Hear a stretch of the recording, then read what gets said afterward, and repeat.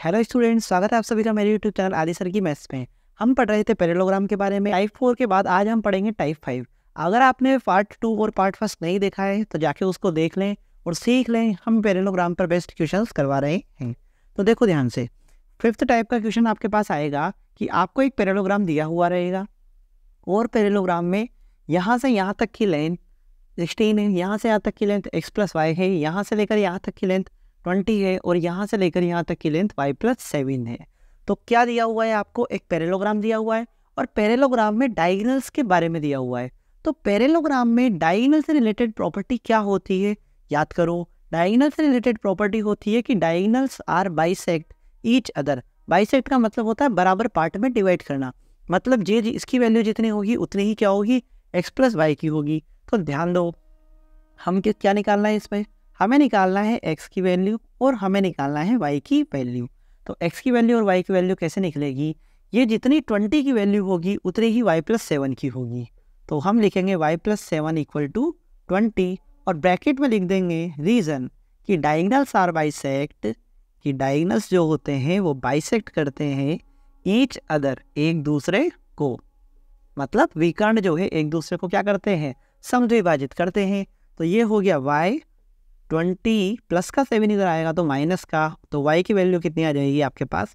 13 आ जाएगी। y की value निकल गई। अब हम क्या करेंगे, x की वैल्यू निकालेंगे। x + y किसके इक्वल होगा? 16 के। ब्रैकेट में क्या लिखोगे? वही रीज़न कि डायगोनल्स जो होते हैं वो बाइसेक्ट करते हैं एक दूसरे को। Diagonals are bisect each other. ये क्या कर दिए? बाइसेक्ट कर दिए।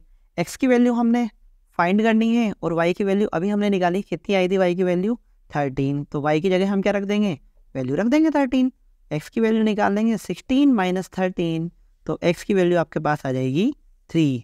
ये आपके पास क्या आ गई? x की वैल्यू आ गई। y की वैल्यू भी आपको मिल गई। तो ये हो गया आपके टाइप 5th वाला। अगर आपको इस तरह का क्वेश्चन दिया हुआ रहता है तो आप डायगोनल्स वाली प्रॉपर्टी लगाओ और x y की वैल्यू फाइंड कर लो। अब हम बढ़ते हैं टाइप 6 की तरफ। तो ध्यान से देखो वीडियो, आगे भी इसी तरीके से आपको सब समझ में आता रहेगा। अब आपके पास आता है 6th टाइप का क्वेश्चन पैरेललोग्राम पर बेस्ड। पैरेललोग्राम आपको दिया हुआ है, आपको x की वैल्यू, y की वैल्यू और z की वैल्यू क्या करनी है? फाइंड करनी है। ध्यान से क्वेश्चन को देखना। क्वेश्चन को देख के हमें ऐसा लगता है कि हमें बिल्कुल भी नहीं आएगा, लेकिन बिल्कुल आएगा। देखो ध्यान से किस तरीके से हम इस क्वेश्चन को करेंगे। हमें एक तो x की वैल्यू फाइंड करनी है और हमें y की वैल्यू फाइंड करनी है। हम क्या करेंगे, जब हम इस क्वेश्चन को देखते हैं तो हमें पता चलता है कि यहाँ पर 70 डिग्री दिया हुआ है। अब यहाँ अगर कोई एंगल, यहाँ का एंगल अगर हमें मिल जाता है तो ये वाला एंगल इस वाले एंगल के क्या है? अपोजिट है। तो हम प्रॉपर्टी लगा देंगे opposite angles are equal in parallelogram. तो जितनी इसकी वैल्यू होगी उतनी ही क्या हो जाएगी? x की वैल्यू हो जाएगी। मतलब तब हमें क्या मिल जाएगा? x मिल जाएगा। तो दिमाग लगाओ थोड़ा सा। हम इसको कोई नाम दे देते हैं, a नाम दे देते हैं हम इसको, ठीक है। अब याद रखना a + 70 डिग्री = हो जाएगा 180 डिग्री के। और आप ब्रैकेट में लिख देना लीनियर पेयर। क्या लिख दोगे? Linear pair. लीनियर पेयर का मतलब होता है एक लाइन पर बने एंगल का सम कितना होता है? 180 डिग्री। तो इस वाले और इस वाले का सम कितना हो जाएगा? 180 डिग्री। तो a की वैल्यू निकल जाएगी। 180 में से हम 70 को माइनस कर देंगे तो a की वैल्यू हमारे पास कितनी आ जाएगी? 110 डिग्री। अब हम लिख देंगे कि जितना a है उतना ही क्या है? x है। मतलब a और x कितना है? Opposite angles are equal in parallelogram. की अपोजिट एंगल्स जो क्या होते हैं? एक दूसरे के इक्वल होते हैं। तो जितना a है उतना ही x होगा। तो x की वैल्यू भी कितनी हो जाएगी? 110 डिग्री। कितनी हो जाएगी?